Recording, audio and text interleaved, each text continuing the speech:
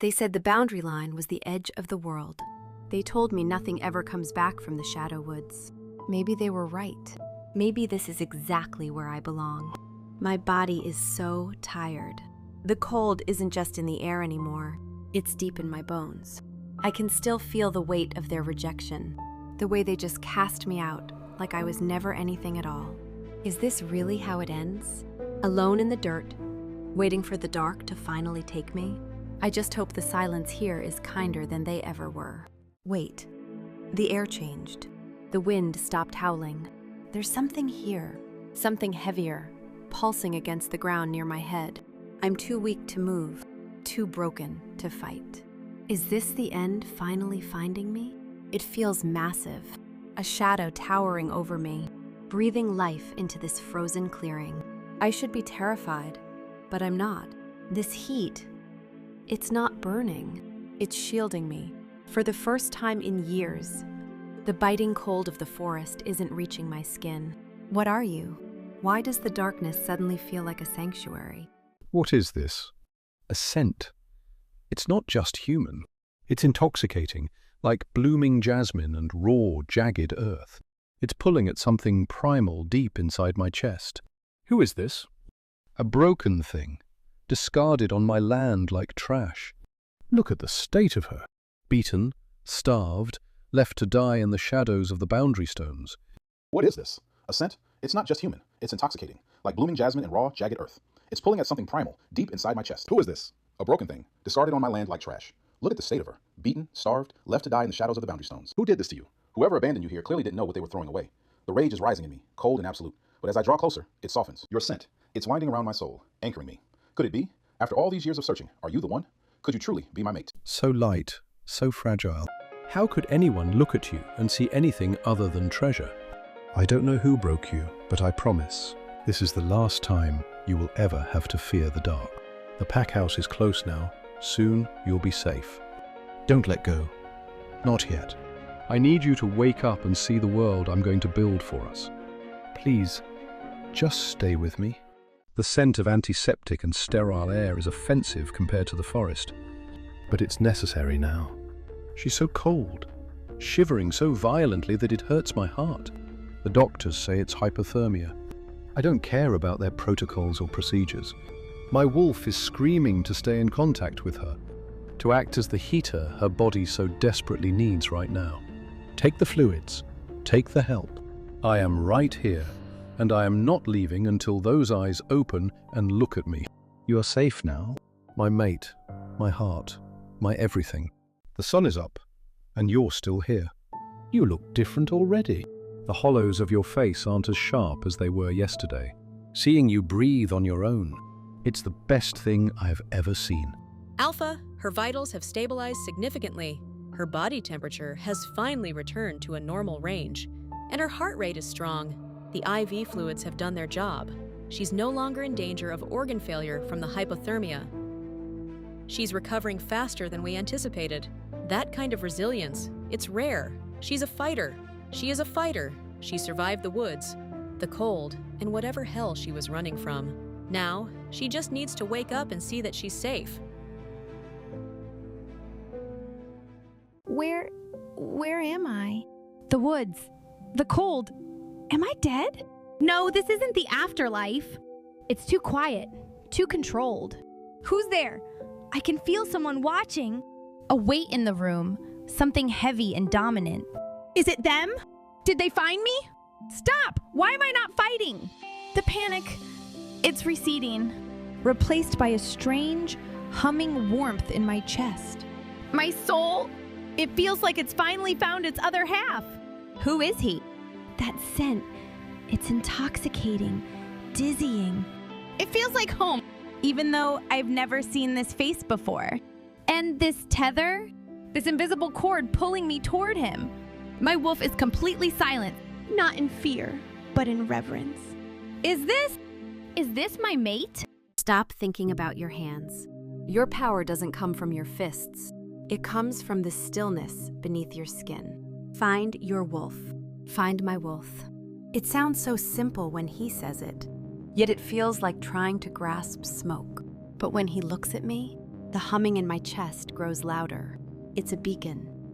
There, that tug in my gut. It's not just a connection, it's a command. My wolf isn't just listening to me, she's waiting for him. I think I found it. Good. Now, let's see what you can do with it. It's happening. The connection to the earth, the scent of jasmine, it's all pouring out of me. They lied. They all lied to me for so long. Do you feel that, Alera? That is raw, ancient energy. My old pack. They spent my entire life telling me I was broken. They said I was wolfless, a failure. They mocked me until I believed I was nothing. But they were wrong. They were terrified of what Celeste is. It's not just a wolf. It's celestial. They told me I was a void, Damien. But I'm a light they couldn't control. They didn't just suppress you, Alera. They tried to dim a star. But look at you now. You're burning brighter than any of them could ever imagine. It's breathtaking, Damien. Your royal form is absolute. You're a king of the earth and a traveler of the stars all at once. We aren't just parts of a pack anymore. We are forces of nature. Two sides to every coin, Alera. My strength and your light. They thought they could break us, keep us small, but they only ensured we would find each other. Together, we don't just lead, we define the power of this world. A month ago, the truth about who we are and what we are came to light. We stopped running from it, and we found each other in the wreckage of all those expectations. I realized that I don't want to face the weight of this world or the weight of our legacy without you. Ara, will you marry me? Yes, 1,000 times yes, Damien. If we do it at the ridge of the ice mountain, the light will catch the ice at the perfect angle. We keep the guest list strictly to the inner circle. No outsiders, no questions we can't answer. The wedding will be a bridge, Damien. It has to be. A place where the celestial and the universal become one. One singular, stable union. Then it's settled. A union of land and sky. A vow that doesn't just bind us to each other, but binds our pack to the promise that we are done running. We are architects of our own destiny. I never wanted a traditional wedding dress, Zara. It felt like playing a part I didn't recognize. But this feels like it was pulled right from the atmosphere of the ice mountain itself. Because it was, Alera. You aren't just a bride. You're the heartbeat of this pack now. This dress captures that. The strength, the cold, and the starlight. You don't have to worry about tradition when you're building something entirely new. I was so afraid it would feel like a costume, but looking at it now, it feels like armor. A different kind of protection for the vows we're about to make. Armor. Yeah. I think I can walk into our future wearing this. I vow to stand with you against the frost of this world and the darkness of our past. I vow to protect the spark you carry and the life we are building here. From this moment, we are one path, one pack, one heartbeat. I vow to be your anchor in the storm and your partner in the sky. My strength is yours, my spirit is joined with yours, and our future is carved into the very earth we stand upon. As the final words settle into the crisp air, he leans in, pulling her close. The kiss is deep, an absolute surrender to their new reality. Around them, the silence of the mountain is replaced by the profound weight of a union that spans the stars and the earth. The applause from their inner circle fades into a reverent, hushed silence. The ambient energy of the mountain intensifies. As they turn to face one another, the reality of their union becomes physically manifest. By the frost that hardens us and the stars that guide us, I claim you as my eternal mate, not just in spirit, but in the marrow of my bones. And I claim you, my heart to yours, bound beyond time and earth. What was divided is now one. The mountain stands witness to their final, crushing embrace. As Alera and Damien stand bonded, the very fabric of the night sky above the ice mountain begins to tear open. From the center of this cosmic vortex descends the moon goddess. Overcome by her sheer magnitude, the pack members fall to their knees in awe. The biting cold shifts to a divine, serene warmth. A waterfall of shimmering starlit energy cascades down to envelop them. Child of the stars, who carries the moon's own reflection, and son of the cosmos, who holds the gravity of the universe. You have found the balance that has long been sought. The starlit energy pulses into their chest, sealing their eternal promise. A remote frost nestled deep within the northern wilderness. They are cocooned away from the weight. I never imagined the silence could feel. For the first time, I'm not listening I'm just listening to you. The mountain is at peace, and so are we. It feels like the universe itself is waiting for what comes next. Upon their return to the home base, the atmosphere was filled with a profound, palpable anticipation. The glow that once shimmered had now settled within Alera, radiant and golden. In the center of the gathering hall, Zara stepped forward, her eyes wide. Alera, this isn't just one life. It's like 3 distinct echoes of the same song. Alera smiled serenely. It's a bridge. 3 children of the stars, bound to unite us. As the news rippled outward, messengers from other territories arrived with offerings of solidarity. This revelation became an immediate tether, pulling the fractured states together in a collective, hopeful weight. The ridge of the ice mountain is transformed. The glowing monolith stands as a witness to the birth, while the pack stands in a circle, their heads bowed in respect. As the triplets are born, the sky erupts in light. Alera holds the 3 bundles, each wrapped in blankets that seem to absorb the starlight. Tears streaming down his face, Damien whispers, "Look at them. They aren't just ours. They belong to the promise. The era of division is over, Damien. The world has its center now. The light spreads, erasing the shadows of old conflicts. These children are the heralds of peace, marking the dawn of a unified world." They don't just feel our heartbeat, Damien. They feel the orbit of the planet. See how they react when the moon shifts? They are the calm in the center of the world. As long as they have each other, and as long as they have us, the peace will hold. We name them today not just by the titles they hold, but by the legacy they begin. Our daughters, whose spirits are woven into the starlight. Ilara for the light that guides, and Seraphina for the grace that heals. And our son, who carries the gravity and the promise of the earth. Orion for the strength that anchors us all. 1 year ago, we only hoped for this peace. Now, it rests in their hands, and we will guide them until the day they are ready to lead it themselves. They don't walk like ordinary children. Even now, they seem to be finding their rhythm with the earth, as if they are testing how much weight they can place on the world before it shifts. They are learning their own gravity. Watch how they react to the space around them. They aren't just walking, they're claiming their footing. 1 year to go before they enter the wider world of preschool. If these first steps are any indication, the world isn't quite ready for the 3 of them. They think that because the children are still young, our resolve has softened. They are testing the borders, Alera. They're testing us. They aren't just testing our borders, Damien. They're testing the promise. If you go, you show them we are still guardians, but you leave us behind in a world that is suddenly shivering. I have to do this. Not for the territory and not for the pack, but for them. I have to make sure that the world they grow up in, I have to go away for a while to protect the world you're going to grow up in. But I give you my word, the highest promise a father can make. I will be back before you start first grade. She reaches out to the glowing mark on his chest. You promise, Papa? I promise.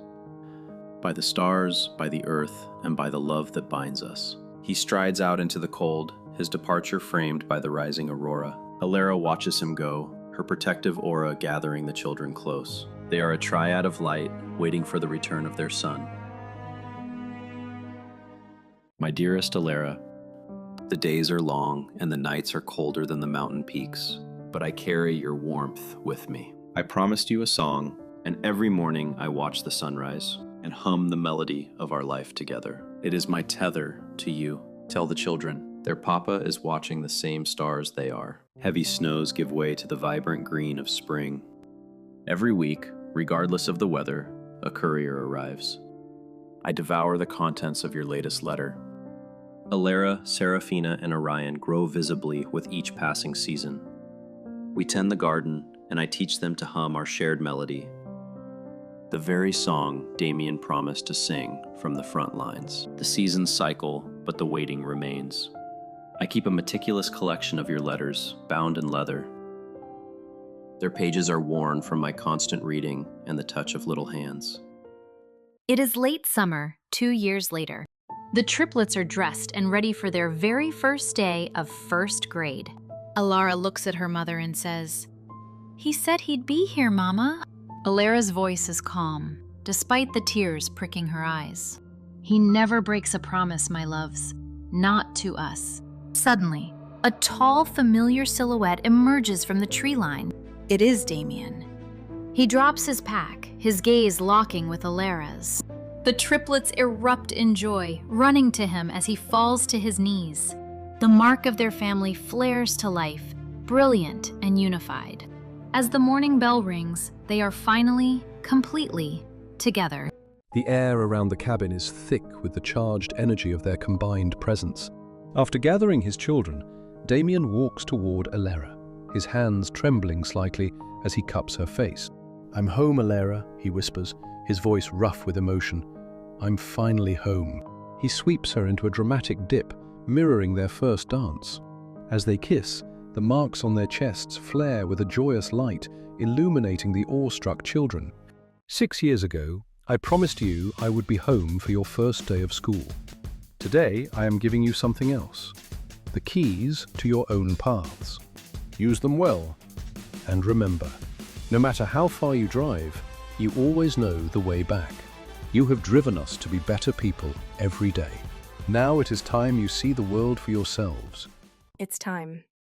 The celestial heritage they carry, it's no longer something they can keep contained. They are ready, Damien. They have our strength, but they have their own fire. As the clock strikes midnight, the wooden walls seemingly dissolve into starlight. It's not just a feeling anymore. It's everything. A shockwave of pure, transformative energy ripples outward. We aren't just protecting the legacy anymore. We are the legacy. The morning following their transformation, the mountain air remains charged with static. We talked it over last night. They're part of us, so they need names that hold that weight. Mine is Lyra. She carries the rhythm of the stars, just like the ones we've watched since we were little. And this is Kale. He's the shadow and the light combined. The tactical mind our father taught us to use. And mine is Titan, because he's going to help us stand tall against anything that comes for this mountain. Damien and Alera watch their children, realizing the cycle of protection has evolved into something far more powerful. They look just like the stories, and just like you both. The wolves' presence marks the start of a new era for the family on the mountain. You've traveled far, and the sun is finally setting on this journey. In the quiet of the night, you might ask yourself, is this truly where this story closes? Look beyond the horizon. This isn't the end. It's just the beginning.